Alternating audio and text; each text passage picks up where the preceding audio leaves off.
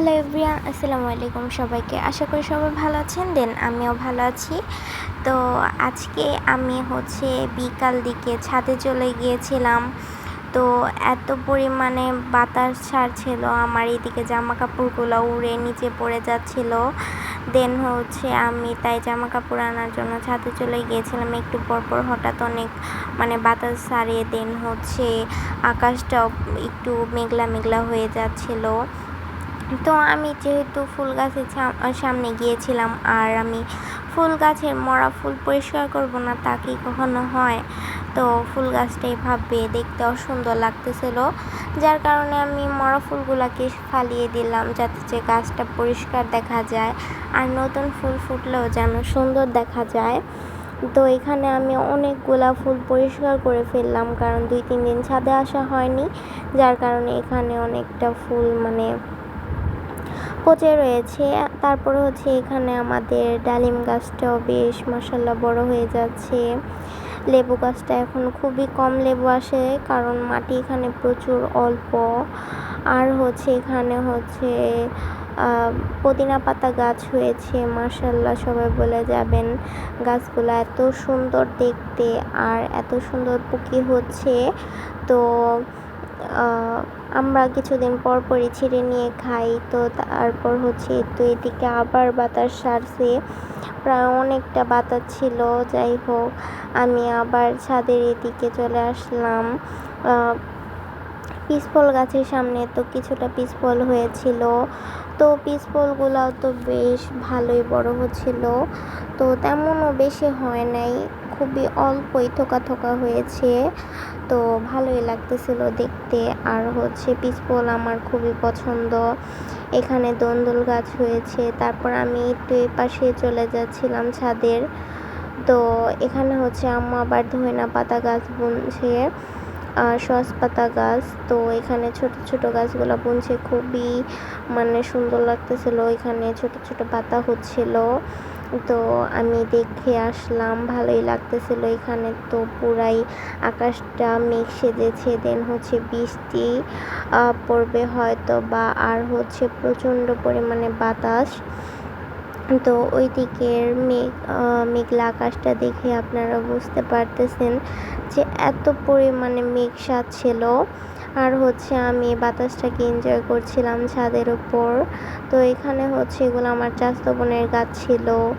আর এই ফুল গাছটাও ছিল, বাতাসে পুরা তো নড়াচড়া করছিল।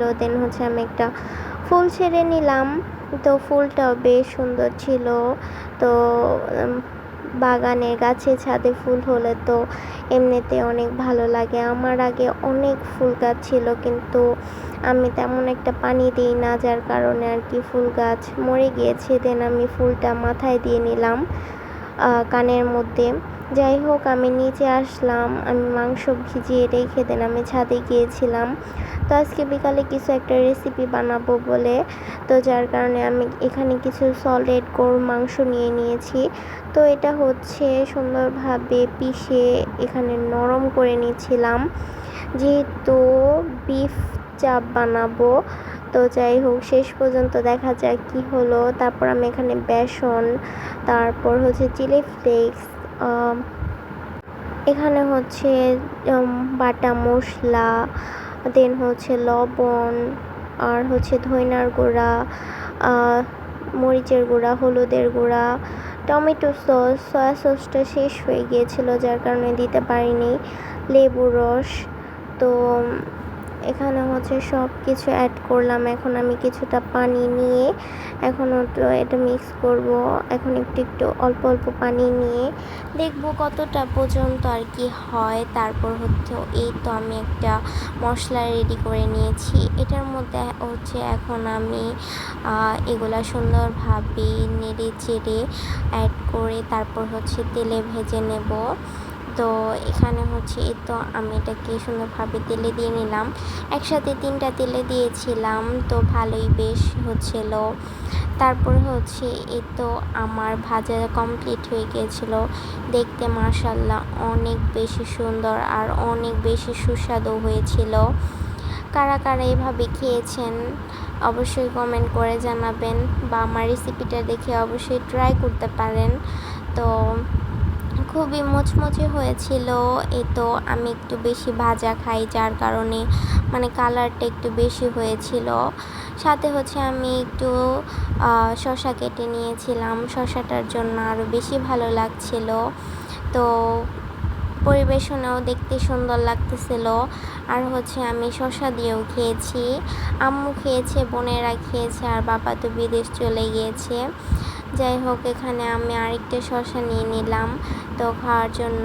খুবই মজা লাগতেছিল, খুবই টেস্টি হয়েছিল। তো আমার তো অনেক মজা লাগে সন্ধ্যাবেলা কিছু ভাজা পুরি নাস্তা খেতে, তো কিছু না কিছু খেতে মন চায়। তো মন চাইলে কিছু একটা বানাই, নয়তো আম্মু বানায়, নয়তো তেমন যদি কিছু না পাই। তো আজকে ভিডিওটা এখানেই।